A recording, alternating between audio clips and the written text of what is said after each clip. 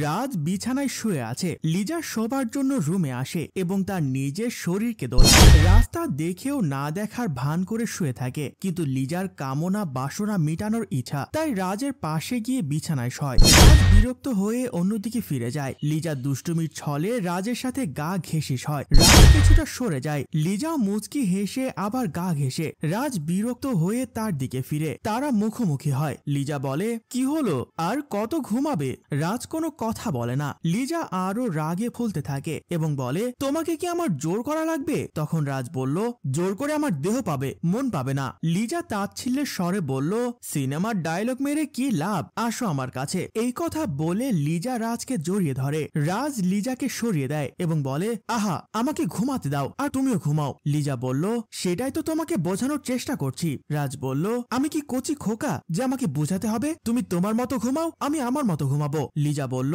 আমি কি পরপুরুষের সাথে শুয়ে আছি যে দুজন দুই মেরুতে থাকতে হবে? রাজ জানি না বলে কাত হয়ে যায়। লিজাও অভিমানে অপর দিকে কাত হয়ে যায়। দুজনের চোখে মুখে কামনা বাসনার ইচ্ছা, কিন্তু কেউ নত হতে রাজি না। তাই যে যার মতো করে ঘুমিয়ে গেল। পরের দিন সকালবেলা রাজ অফিসে যাওয়ার জন্য তৈরি হয়। লিজা এসে রাজের হাতে তুলে দেয় একটি বাজারের লিস্ট এবং বলে, বাজার সদাই যেন সময় মতো পাই, না হয় বাসায় রান্না হবে না, কথাটা মনে রেখো। রাজ বলল, বাসায় যেন কোনো কিছু অপূরণ রেখেছি, অফিস শেষ করে বাজারে যাব। লিজা বলল, বাসায় মেহমান আসবে, আজ যেন বাসায় তাড়াতাড়ি আসা হয়। রাজ বলল, অফিস আমাকে কাজ করার জন্য বেতন দেয়, অফিসের কাজ শেষ করে তারপর অন্য কাজ। লিজা বলল, দুপুরের খাবার যেন ঠিক টাইমে খেয়ে নেয়, আমি ফোন করে মনে করে দিতে পারবো না। রাজ বলল, পেট যখন আমার, খিদে লাগলে আমার লাগবে। লিজা বলল, কষ্ট করে রান্না করি, নষ্ট করলে আমার খারাপ লাগবে। রাজ বলল, কর করা টাকা খরচ করে বাজার করে আমি, আমার কষ্ট হয় না? তোমার সাথে বকবক করলে আমার দেরি হয়ে যাবে। এই কথা বলে রাজ বের হয়ে গেল আর লিজা ভিতরে চলে গেল। দুপুরবেলা লিজা রান্নাঘরে কাজ করছিল। কলিং বেল বাজতেই লিজা দরজা খুলে দেখে নদী দাঁড়িয়ে আছে। তারা দু বোন কলাকলি করে। নদীকে নিয়ে লিজা সোফায় বসে বলে, বাসার সবাই ভালো আছে তো? সবাই ভালো আছে, তোরা কেমন আছিস বল? লিজা বলল, আমরাও ভালো আছি। আপু, দুলাভাই কোথায়? লিজা বলল, অফিসে, আসবে বিকেলে। আপু, আমি কিন্তু বেশ কিছুদিন থাকবো, তুই কিছু বলতে পারবি না। লিজা বলল, তুই আমার কাছে থাকবি, এইখানে কিছু মনে করার কি আছে? তোর যতদিন ইচ্ছে থাকবি। আপু, পেটের ভেতর ইঁদুর ছোটাছুটি করছে। বুঝেছি, তোর অনেক খিদে লেগেছে, চল তোকে খেতে দেই। এই কথা বলে লিজা নদীকে নিয়ে ভেতরে চলে যায়। মধ্যরাতে নদী গোসল করছে। এদিকে রাজ আর লিজা বিছানায় শুয়ে আছে। লিজা গভীর ঘুমে বিভোর। হঠাৎ রাজের ঘুম ভেঙে গিয়ে কান পেতে শুনতে পায় পানি পড়ার শব্দ। রাজ বিছানা থেকে নেমে বাহির হয়ে গেল। নদী ওয়াশরুমে মনের সুখে গোসল করতেছে। রাজ এসে দেখে নদী গোসল করছে। রাজ কোনো কথা না বলে অপলক দৃষ্টিতে কিছু সময় দেখার পর রাজ রুমে প্রবেশ করে লিজার পাশে গিয়ে শুয়ে পড়ে। পরের দিন সকালবেলা সবাই নাস্তা টেবিলে বসে নাস্তা করছে। নদী দুলাভাইকে বলে, দুলাভাই, আমি কিন্তু আপনাকে জ্বালাতন করব, আপনি কিন্তু কিছু মনে করতে পারবেন না। রাজ বলল, করলে করবে, আমি তো আর সারাদিন বাসায় থাকি না, দিনে না পেলে কি হবে, রাতে তো পাবো, পালাতে আর পারবেন না। রাজ বলল, আমি তোমার ভয়ে পালিয়ে যাব? লিজা বলল, নাকে দড়ি পড়েছে, পালিয়ে যেতে পারবে না। রাজ বলল, আমি অফিসে গেলাম বলে রাজ উঠে চলে গেল। আর নদী বলে, আপু, কিসের যেন পোড়া পোড়া গন্ধ পাইতেছি। লিজা বলল, কই, না তো, চুলায় তো কিছু নেই, পোড়া গন্ধ আসার কথা না তো। এই পোড়া সেই পোড়া না, তোদের মাঝে কি হয়েছে বলতো? লিজা বলল, কই, না তো, আমাদের মাঝে আর কি হবে, আমি তো বুঝতে পেরেছি কিছু একটা হয়েছে। লিজা বলল, বেশি বুঝিস না তো, খেয়ে নে। লিজা উঠে চলে গেল আর নদী খেতে লাগলো। রাতে রাজ সোফায় শুয়ে আছে, ঘুমে যেন বিফোর। নদী ওয়াশরুম থেকে বের হয়ে যেতে চোখ পড়ে রাজের দিকে। রাজ তখনও ঘুমে মগ্ন।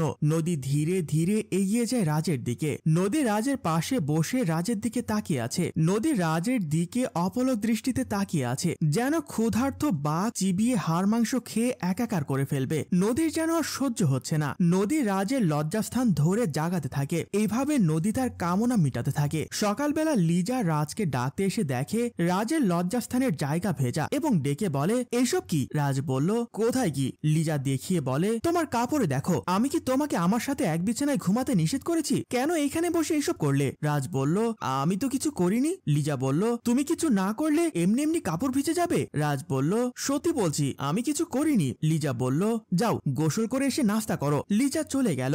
রাজ নিজের কাপড়ের দিকে তাকাচ্ছে, এমন সময় টাওয়াল নিয়ে এসে নদী বলে, যাও গোসলটা করে নাও। রাজ নদীর দিকে হা করে তাকিয়ে আছে। খুব আরাম পেয়েছো তাই না? রাজ বলল, কিসের আরাম? নদী বলল, না মানে আরাম করে সোফায় ঘুম হয়েছে কিনা বলছি। রাজ বলল, হ্যাঁ ঘুম তো ভালো হয়েছে। রাজ টাওয়াল নিয়ে ওয়াশরুমের দিকে চলে গেল। নদী মুচকি হেসে রুমে চলে গেল।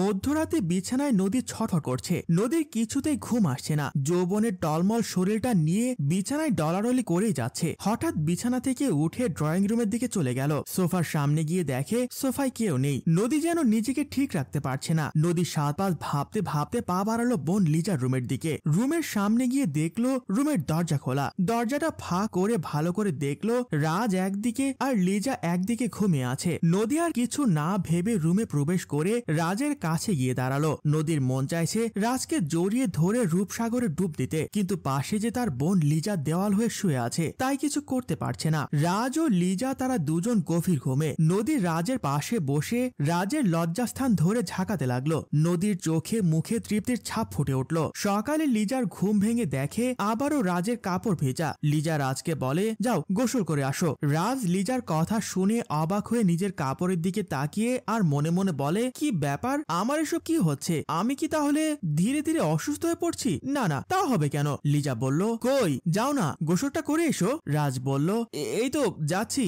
রাজ বিছানা থেকে মন খারাপ করে চলে গেল আর লিজা নিজে নিজে হেসে বিছানা গোছাতে লাগলো। রাতে লিজা শুয়ে আছে। রাজ এসে দেখে লিজা ঘুমিয়ে আছে। রাজ কিছু না বলে বিছানায় শুয়ে পড়ে এপাশ হয়ে। ওদিকে নদী বিছানায় ছটফট করছে আর মনে মনে বলছে, আজ রাজের সাথে এসপার ওসপার কিছু একটা করে ফেলবো, আমি আর সহ্য করতে পারছি না। নদী বিছানা থেকে উঠে বের হয়ে গেল। এদিকে রাজ বিছানায় ঘুমে বিভোর। নদী এসে রাজের পাশে বসে একটু চিন্তা করে। নদী রাজকে ধরতে যাবে, এমন সময় রাজ ওদিক ফিরে লিজাকে জড়িয়ে ধরে। লিজাও রাজের ছোঁয়া পেয়ে রাজকে বুকে টেনে নিয়ে আদর করতে থাকে। নদী তা সহ্য করতে না পেরে ওয়াশরুমে ঢুকে ঝর্ণা ছেড়ে দিয়ে নিজেকে শান্ত করে। দর্শক, আমাদের গল্পটি আপনাদের যদি ভালো লেগে থাকে তাহলে লাইক, কমেন্ট, শেয়ার করে অন্যদের দেখার সুযোগ করে দিন। ধন্যবাদ। গল্পটি রচনায় আয়ুব মাহমুদ টেম্পু, পরিচালনায় রেজাউল কবির চৌধুরী, প্রযোজনায় FA নয়ন চৌধুরী।